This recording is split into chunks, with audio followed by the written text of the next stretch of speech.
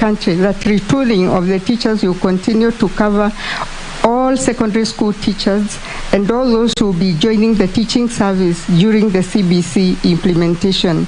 As you are aware, we have already trained 60,000 teachers in the current secondary schools, and early next month we shall embark on the retooling of teachers who will handle JSS.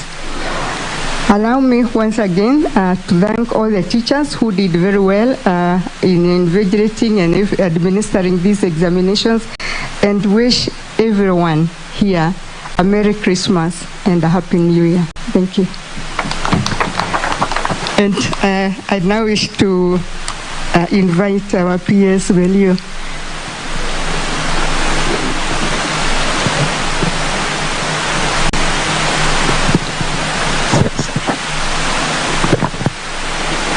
Asante sana Nancy, the Cabinet Secretary, Honorable Ezekiel Machoku, my colleague PS, and I will request PS Patrice Manyala to stand so that we can acknowledge and appreciate her.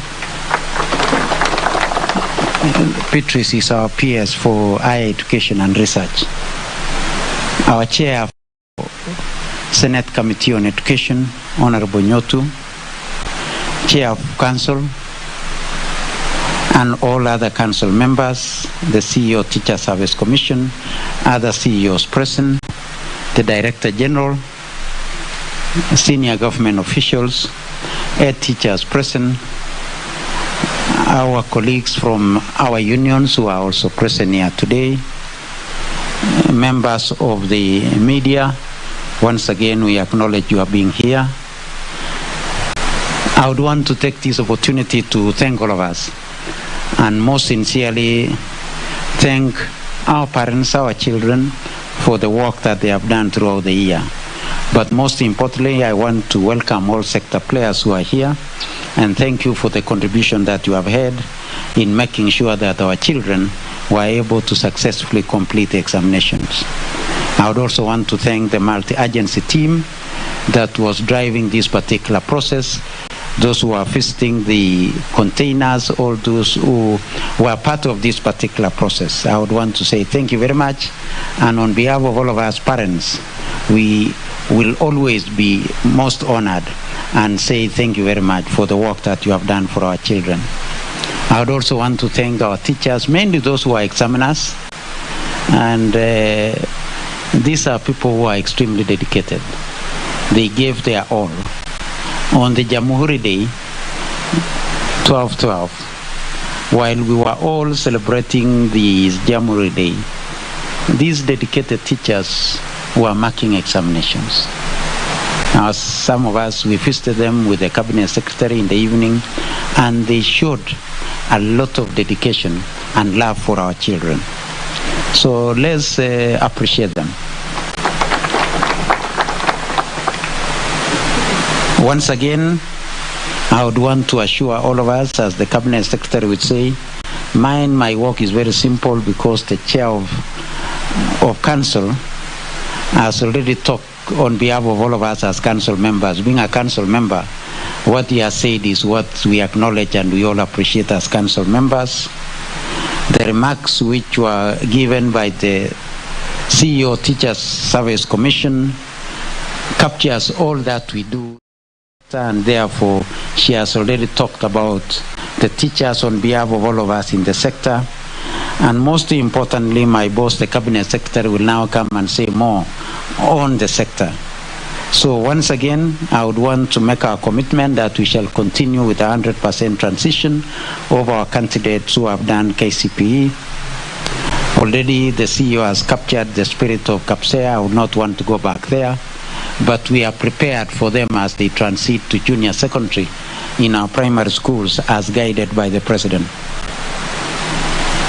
Finally, I would, before I give out my congratulations for the young ones and invite the Cabinet Secretary, I would want to take this opportunity to welcome the Senator from Murang'a, who is also our Chair for Education Committee in Senate, to greet all of us and also convey his message to our candidate. Karibu, Mheshimiwa.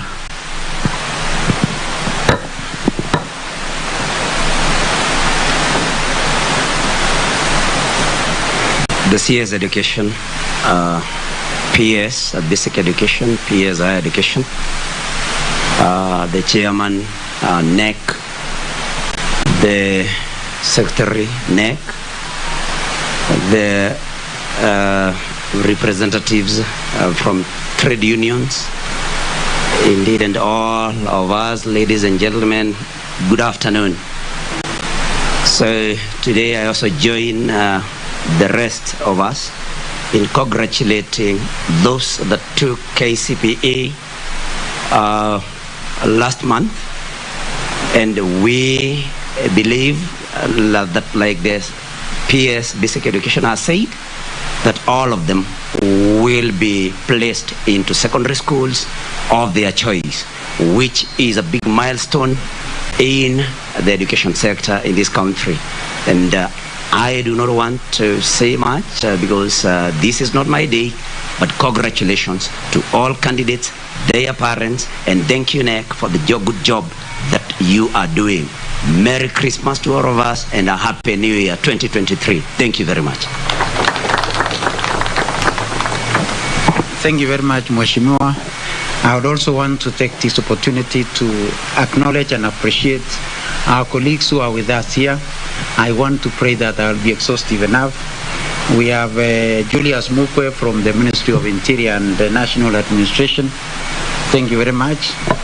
We have our Assistant Inspector General of Police, Tipin Atiang. Thank you very much. We have Chair the Kenya Primary School Aids Association, Bwana Nzioka, karibu sana. We have the chair of the Kenya Private Schools Association, Bwana Ochomu. Ochomu, yes, thank you very much.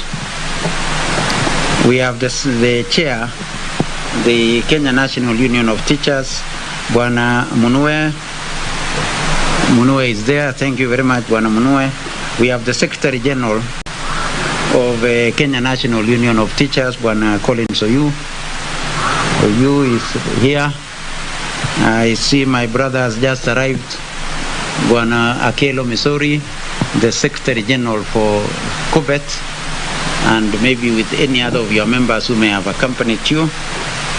And our good friends from the fourth estate, the media, thank you very much for having come here. You know, all would not be there without you. You are able to beam to our parents and all other stakeholders this particular engagement.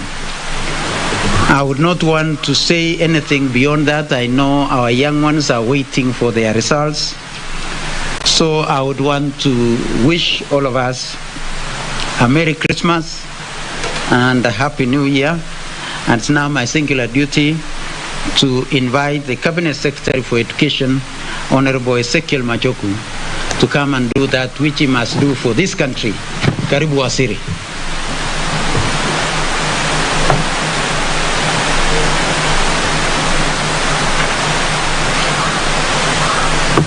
Thank you. Please be seated. Yeah, thank you very much. Principal Secretary is present.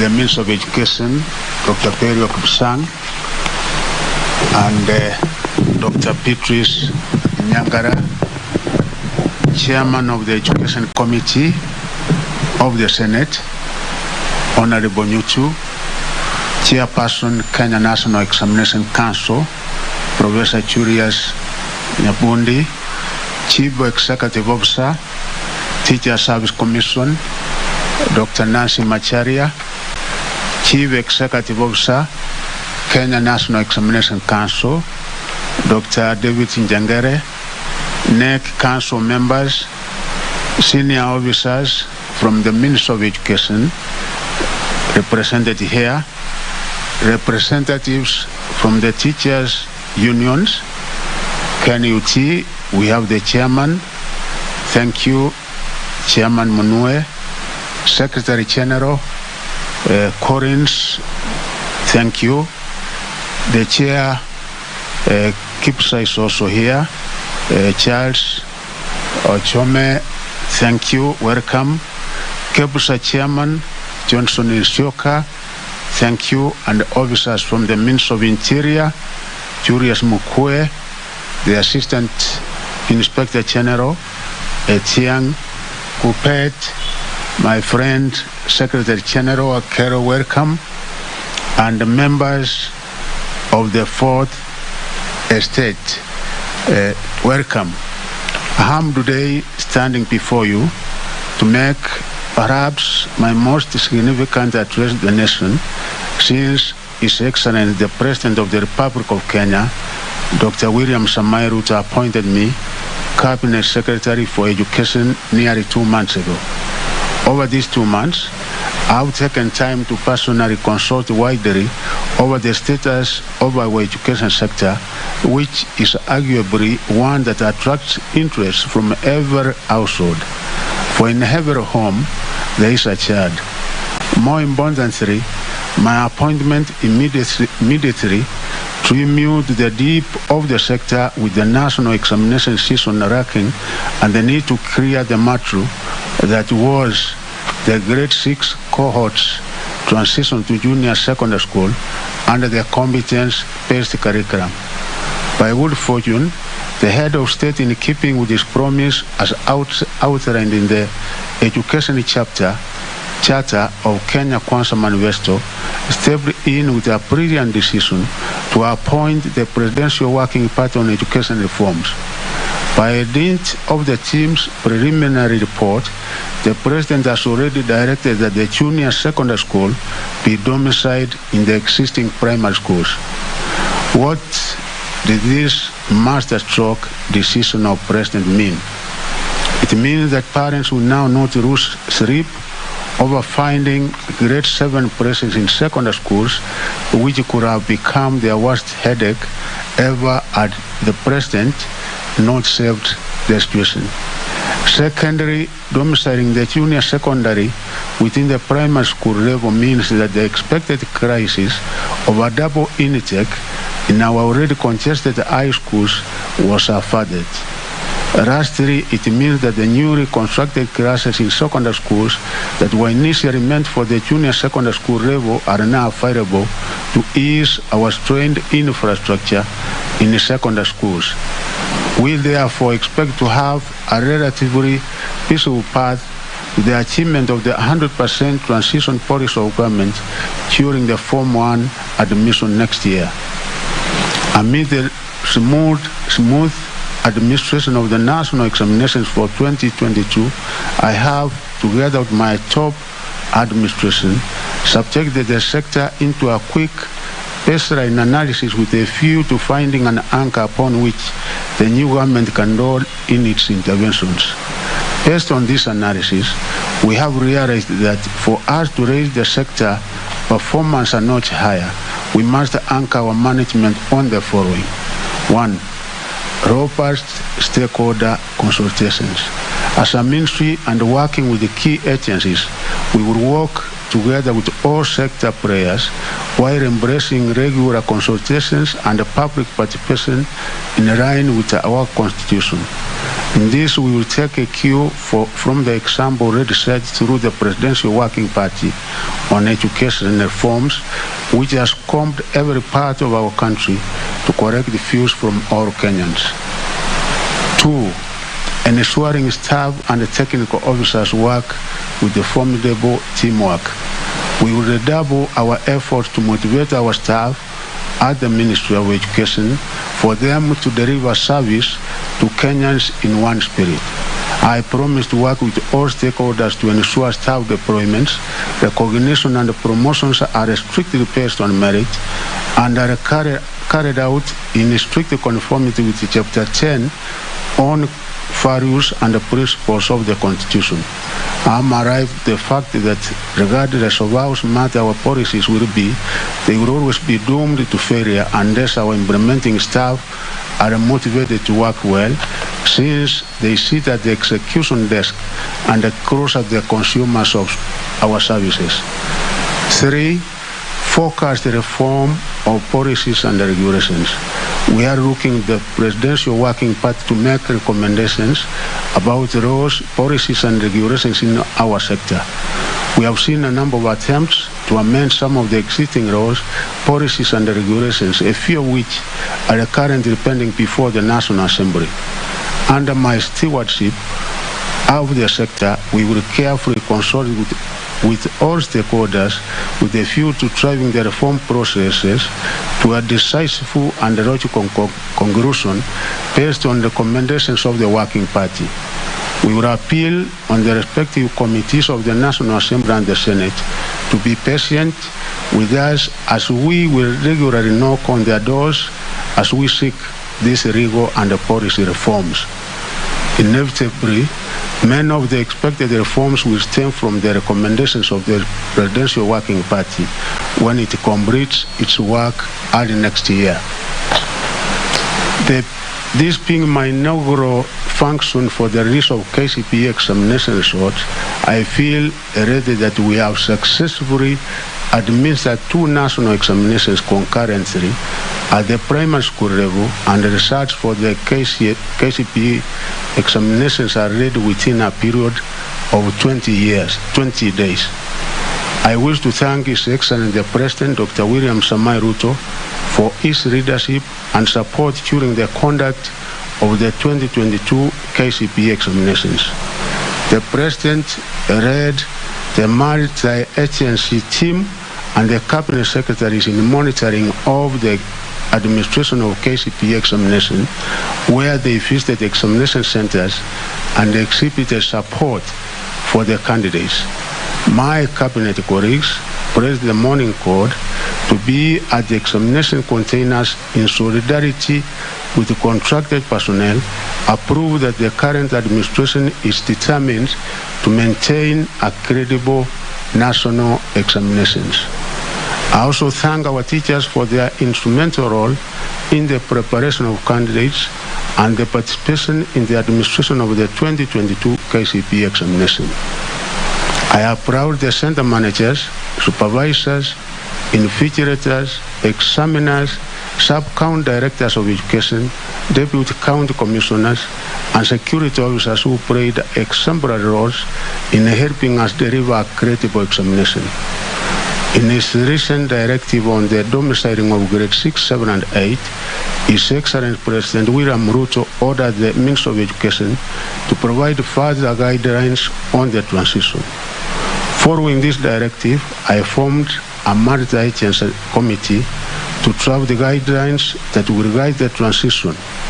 Specifically, the committee is expected to draft the guidelines that will effectively ensure a seamless transition from primary school grade 6 to junior secondary school, facilitate effective leadership and management of junior secondary school, promote consistency in the implementation of the junior secondary school curriculum, including teaching and learning and assessment, ensure the provision of adequate, appropriate, and safe physical infrastructure and a runner-friendly environment for all learners, including those with special needs and disabilities.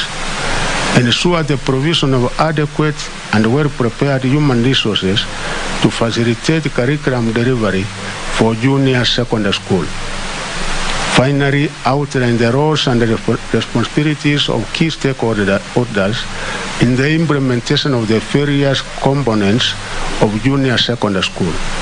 I expect to hold a meeting with all stakeholders in January 3rd, 2023 to consider and release the guidelines so they can provide a roadmap to all players as they prepare for the junior secondary school. Already the Kenya Institute of Curriculum Development has released the grade 7 curriculum designs and instructional materials for use at the junior secondary school level. Arising from the Presidential Directive and cascaded the Kenya National Examination Council by myself, the Kenya Primary School Education Assessment will not be used for placement of the runners in a junior secondary school. The KCPE report will, however, be part of the process of monitoring of runner progress. I have directed the Kenya National Examination Council to upload the report of the assessment on the school portals in January 2023 to enable schools to develop strategies of further learning and teaching. As is the government tradition, all the candidates whose results I'm releasing today will be admitted to Form 1 under the 100% transition policy. There should be no case of any parent or guardian keeping their children at home when admission to Form 1 are opened up, as this is against the constitutional requirement. Since the country experienced the COVID-19 pandemic, which occasioned a prolonged close of schools, the government has been running a heavily constricted and reorganized school calendar in a spirited attempt to restore the normal term dates. This reorganization of school term dates has come at a heavy cost to parents in terms of pressure to clear school fees within short intervals, teachers having heavy workloads, while runners have had to cover more content within extremely short time. I wish to particularly single out the 2022 KCPE cohort, whose examination results we are releasing today. When COVID-19 hit our country in March 2020, the cohort was in Standard 6 and only resumed their classes upon the full reopening of schools in January 2021. Between January 2021 and November 2022, just 23 months, this cohort has managed to cover 3 school calendar years. This is astonishingly incredible. In fact, the cohort covered their grade 8 school calendar in just 6 months, having joined in June 2022. In between, the country went into a general election that also occasioned an unnecessarily long half-term break, besides the confusion and anxiety associated with such a national exercise. Please join me in celebrating our 2022 cohort of KCPE, ladies and gentlemen. I wish to thank all the stakeholders, especially parents and teachers, for withstanding the financial and the teaching pressures. Respectively, they came with their shorter school terms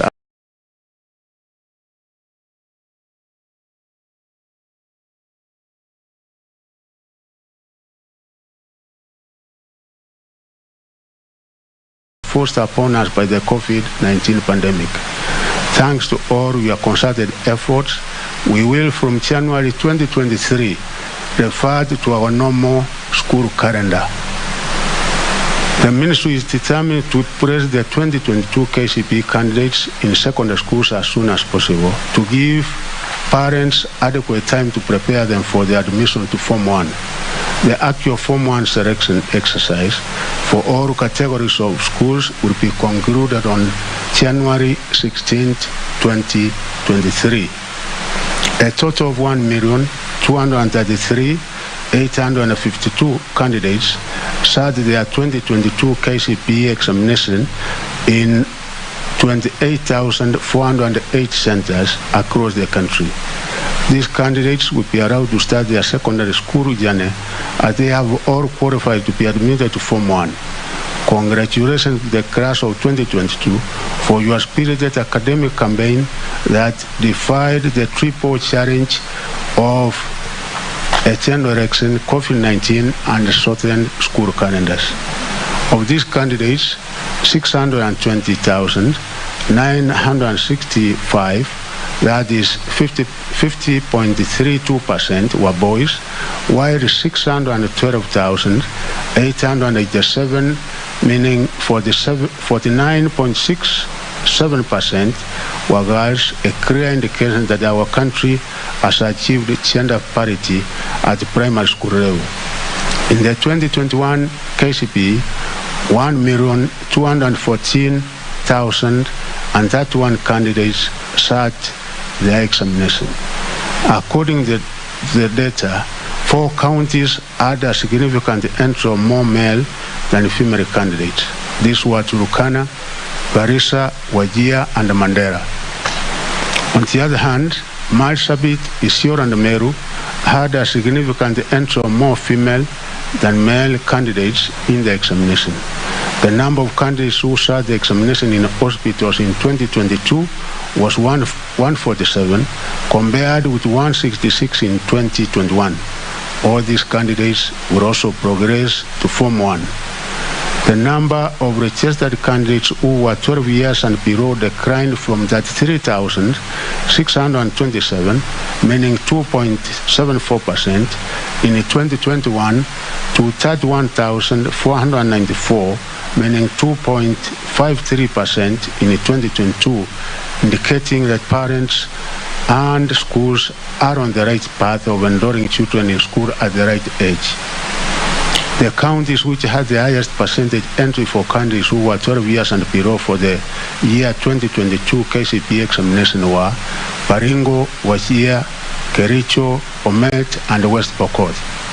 The highest number of candidates were in the appropriate age bracket of 13 to 15 years, were 885,162, meaning 71.13%, a trend that has been replicated in the last 5 years.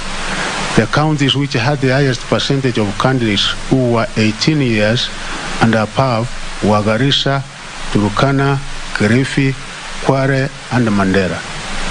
In the 2022 KCPE examination, overall performance improved compared to 2021, despite the typical situation that faced this cohort of candidates. The mark of the highest candidate rose 4 points from 428 in 2021 to 431 in 2022. Another positive indicator of better performance by the candidates was in the mean average performance. The data analysis showed that more than half of all the candidates who sat the examination, that is 619,583, or 50.22%, scored between 200 and 299 marks, as compared with 578,106, or 47.17%, who scored between the same marks in 2021. We are therefore very impressed with the KCPE examination class of 2022 for performing very well and raising the standards of the main.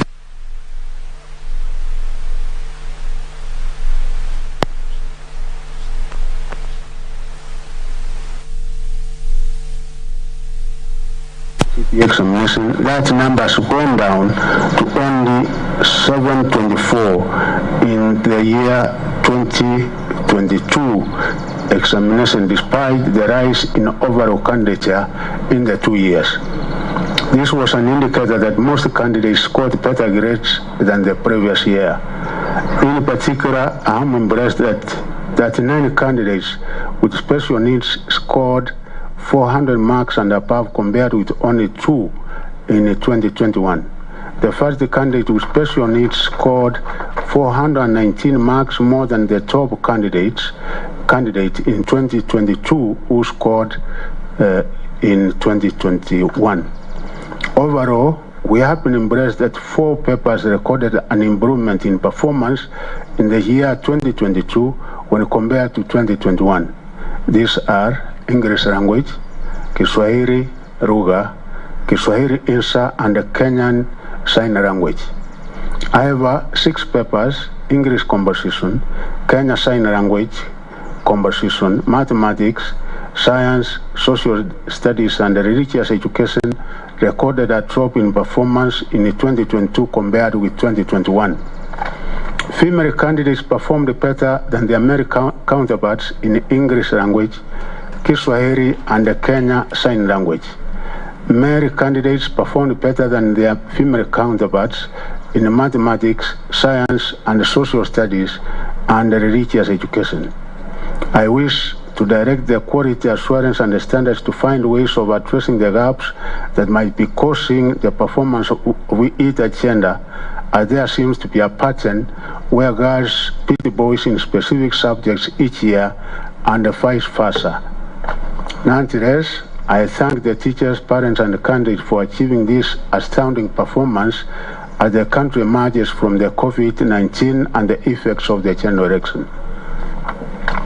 The summary of grades is as follows. Mark range between 400 and 500. We had 9,443, and as I've said, the best score was 431, which makes 0.77 when we come to percentage. Mark between 300 and 399, we had 307,756, making it 24.94%.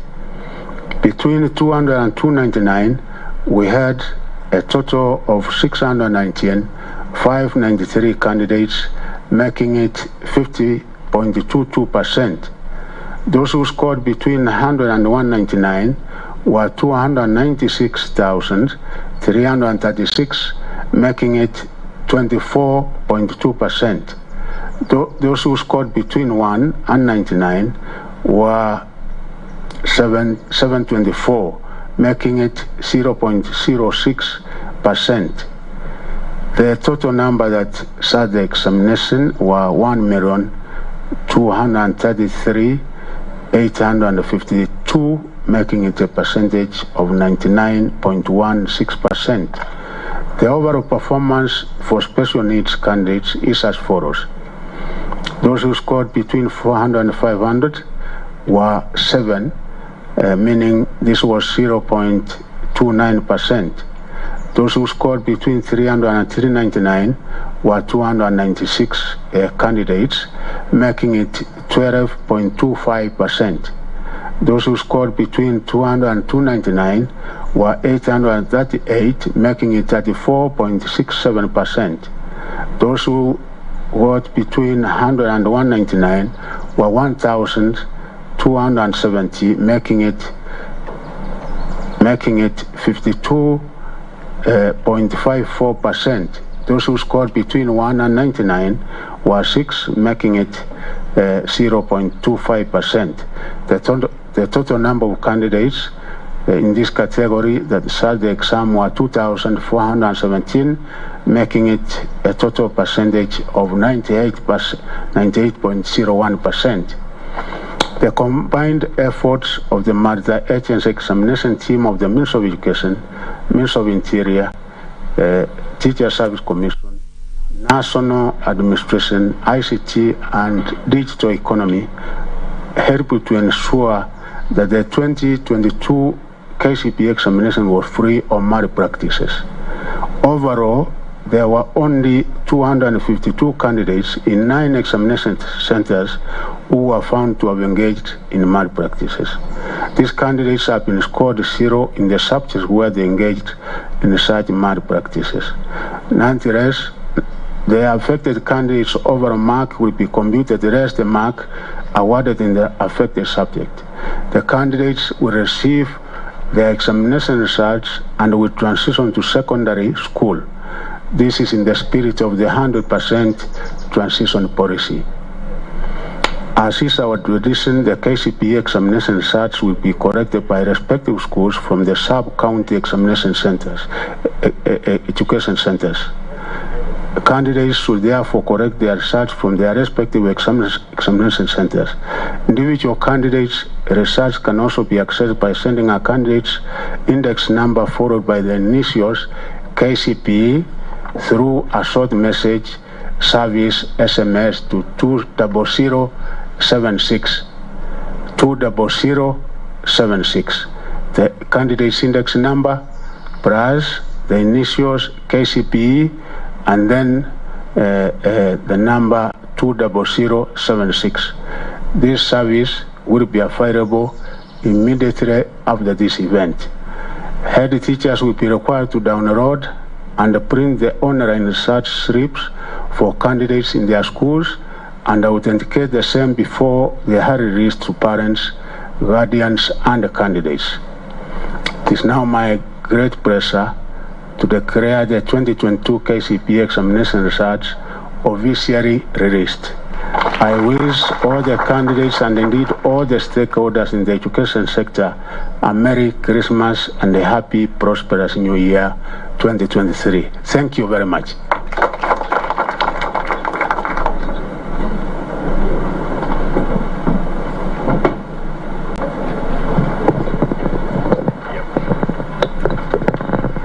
We now move to the official release of the KCPE results.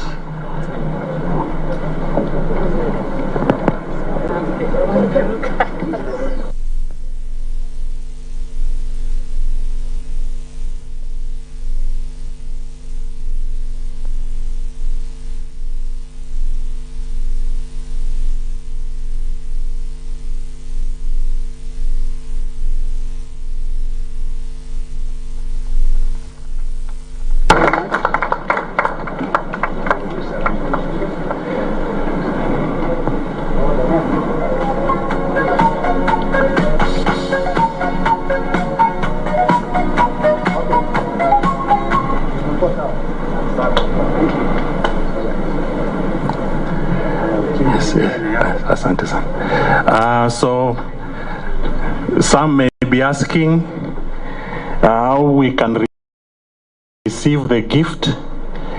The 2022 KCPE examination results is the Christmas gift, and this is how you receive the gift. You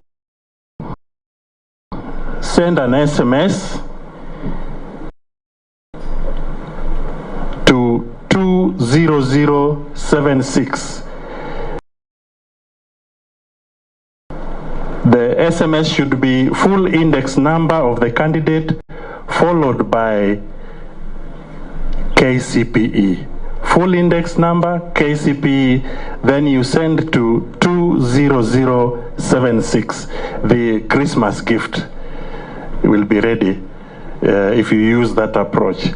I now wish to invite the Director EA to make a few announcements and move a vote of thanks before I request Joseph Githinji to offer the closing prayer.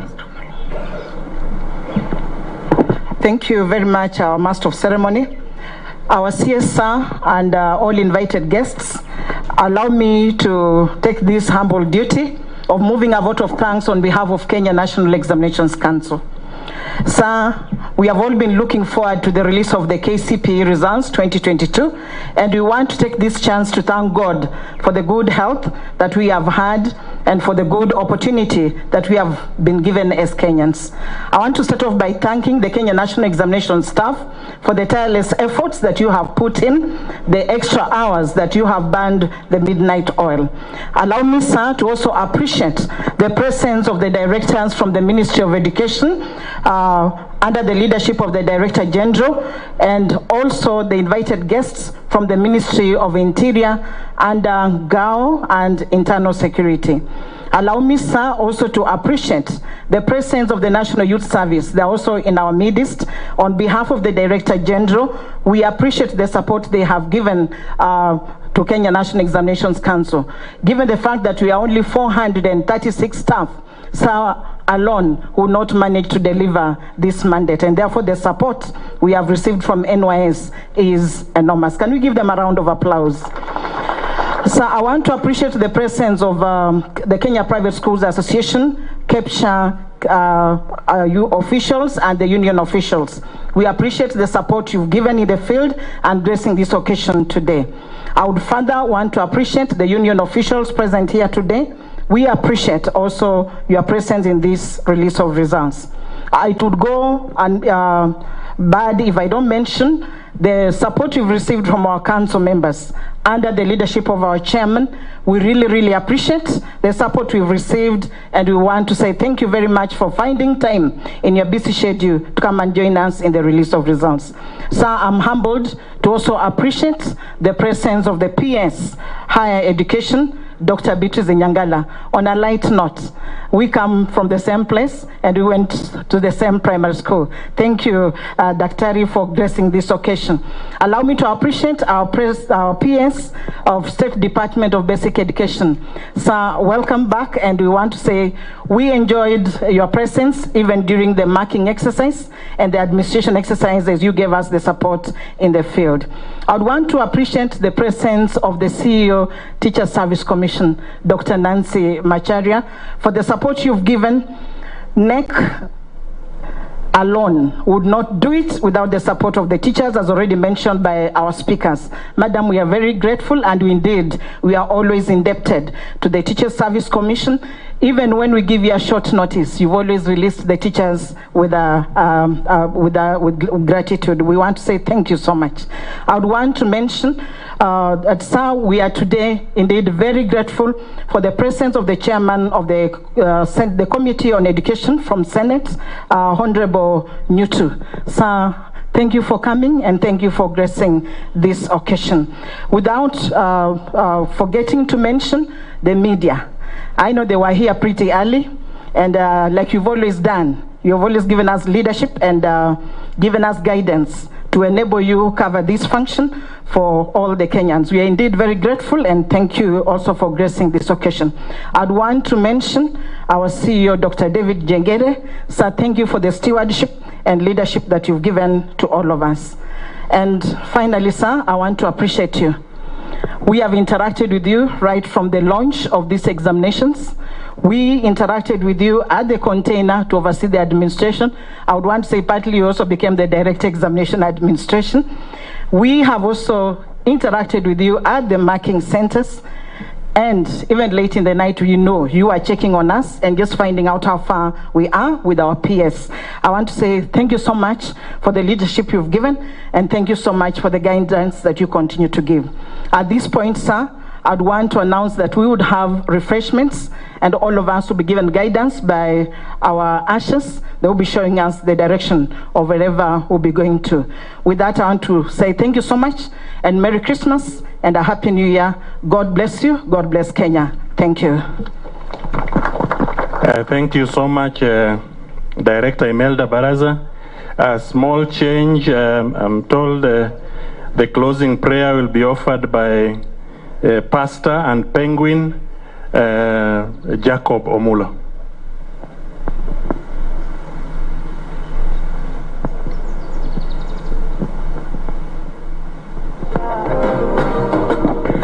Shall we stand for a word of prayer? Indeed, God, we are most grateful that you've brought us to the end of this.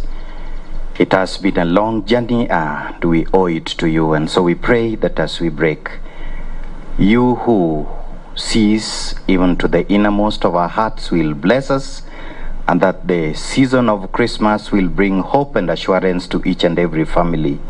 We pray for the leadership of this country.